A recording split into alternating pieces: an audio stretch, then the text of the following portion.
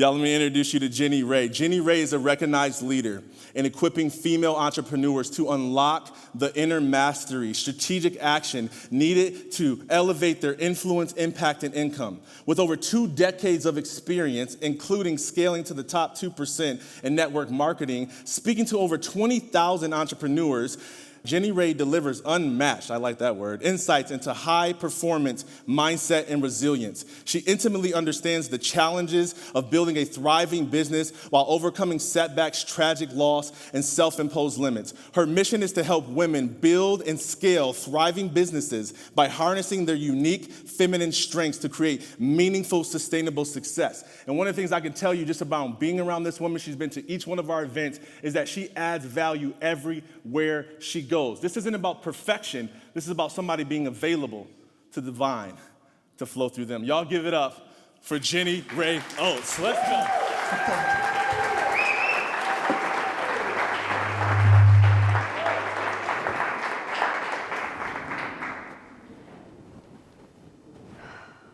Six, 2, 8.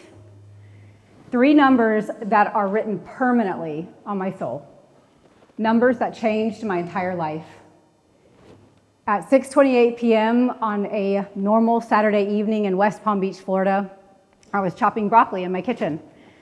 And my husband Nathan was in our back room, fellowshipping with a few friends from church, and our 2 little girls were playing happily in the living room, just busying themselves like a normal Saturday evening.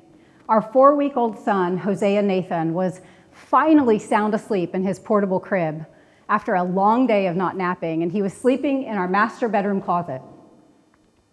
I was chopping broccoli and I'd gotten distracted with the time, and I remember looking over at the clock on the stove. 6, 2, 8. The numbers seemed to leap off the stove and right into me. Adrenaline shot through my system, and I instantly knew something was wrong. I dropped the knife and I ran into our bedroom. As I rounded the corner and walked into the closet, I found my son, Hosea, face down in the crib. This wasn't right. I had laid him face up, and I knew he was way too young to flip himself over. As I picked him up, I stared into the face of a child that I knew had crossed from this life into eternity. Refusing to accept what I saw, though, I screamed out for my husband, Nathan, who sprinted to me, came running, and immediately began administering CPR. In that moment, I frantically was dialing numbers to God only knows who. The paramedics finally came and whisked him away, and we got in our car, following behind them with an empty car seat. At the hospital, we paced, we prayed, we cried, we begged, we pleaded for God to do a miracle. After an eternity, the doctors came through the big double doors, and he said the words no parent should ever have to hear. I'm sorry. There's nothing more we can do for him. In that moment, my world stopped. He ushered us down a long hallway to this sterile, cold room at the end, and I'll never forget walking through that door and seeing my son Hosea's tiny body on this large gurney that was clearly made for an adult, not a child. The surge of anger, even at that sight. As Nathan and I held our son Hosea's hands one last time, I'll never forget the words and the courage as I heard him whisper, "Rise, rise up, Hosea." Those words marked me. That day and every day after, they shaped me and who I became. But that night, not in the way that I wanted. My son didn't rise that night, this side of heaven, but he did rise. And I didn't rise that night in peace or in my purpose when we want to use our pain for something so good. Instead, I rose in performance. In the weeks that followed, I tried to be the good girl. I played the role I always knew. I tried to worship and praise God anyways. My husband and I, a few weeks later, found ourselves at youth camp serving hundreds of kids, having to act like nothing was wrong.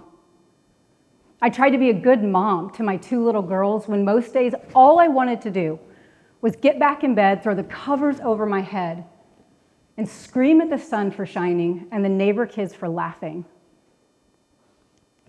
I was spiraling on the inside while ultra performing on the outside.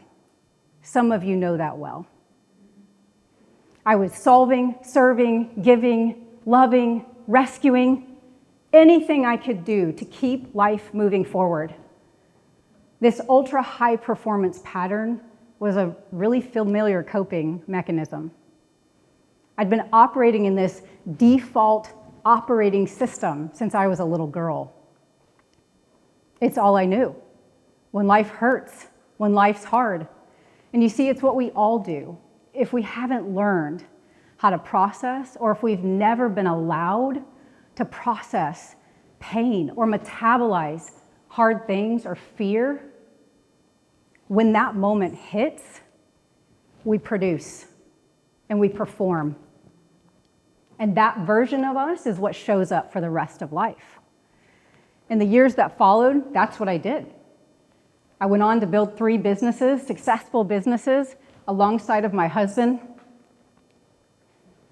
And I powered through and I pushed through, outwardly successful, while inside drowning, more and more disconnected from who I was and what mattered most to me.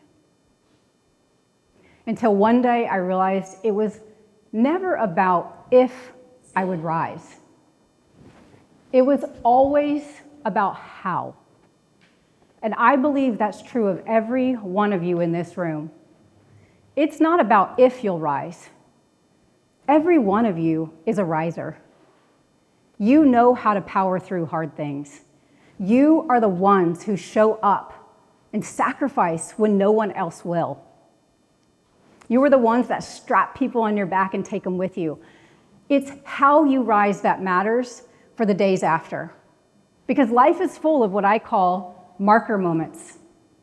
Marker moments are defining experiences so deep, they shape how we see the world, ourselves, God, others. Some marker moments, they call us up. Other marker moments, they shut us down. But every single moment, every single one of these marker moments lives inside of your system like a story, shaping how you think, feel, believe, and how you see the world. These stories become a code. They become a code written on your soul. The code that you're living out of today until that story is rewritten. If it's not rewritten, it shows up in 3 forms of toxic hustle. There are 3 types of hustle that I discovered in my 3 different businesses. Thank you, businesses. Stress hustle is what you do whenever you believe it all depends on you. You're busy, you are maxed out, and you are one decision away from falling apart. Wave at me if number 1 resonates. Number 2 type of toxic hustle is scarcity hustle. Scarcity is when you are working from a place of fear of never having enough. Never enough time, money, resource, goodness, love, people, support. You work from over-promising, over-delivering, grasping for a sense of safety. Some of you, how scarcity hustle shows up is you play really, really small, not living into your purpose, because you believe what you're holding right now is all you'll ever have. Wave at me if that resonates. The 3rd type is trauma hustle, and I won't make you wave at me. Trauma hustle is when we work from unprocessed pain, trying to fix where we feel like we failed, or we're rejected, or we're hurt. According to Forbes, 50% of entrepreneurs say that trauma played a role in why they started their business. And Stanford research takes it a step even further, and they say that business owners who walk out of trauma and work out of trauma are 3 times more likely to mirror that in their business. In other words, your business looks like your trauma. You are attracting it in your clients. And therapists call this reenactment, where we live emotional stories over and over. New situations, new face, new city, same situation, hoping to rewrite a different ending, yet getting the same thing every single time. This is not how it's supposed to be. That's the lie of toxic hustle, that we actually can work in a way that could heal us. But in the process of working from this type of hustle, we actually shut our hearts down. We shut down what makes us unique. This is not ambition, friends. This is armor. It's protection. We are living in an era when it is easier than ever to build something, and it's harder than ever to be someone. In an age of AI, you can automate anything. You can automate your words, your marketing, even your face on a screen. Who's done that? Even your face on a screen. You can automate it all, but guess what you can't automate? Your essence. You cannot automate your essence. And that, my friends, is what the world is starving for. Everybody's looking for the quick fix, the hack, the it factor, the thing that will make their brand and business stand out and be chosen. But you don't need another strategy. You need soul. You need connection. Because you cannot copy and paste your presence. You cannot outsource your authenticity. And you cannot template your truth and your identity. Those things are felt through a screen and through everybody that you meet. This, my friends, is your edge. This is your rise factor. When you get out of the story that's been driving you and you rise up into connected, confident leadership. The rise factor is not about doing more and hustling harder. It's about being connected to you.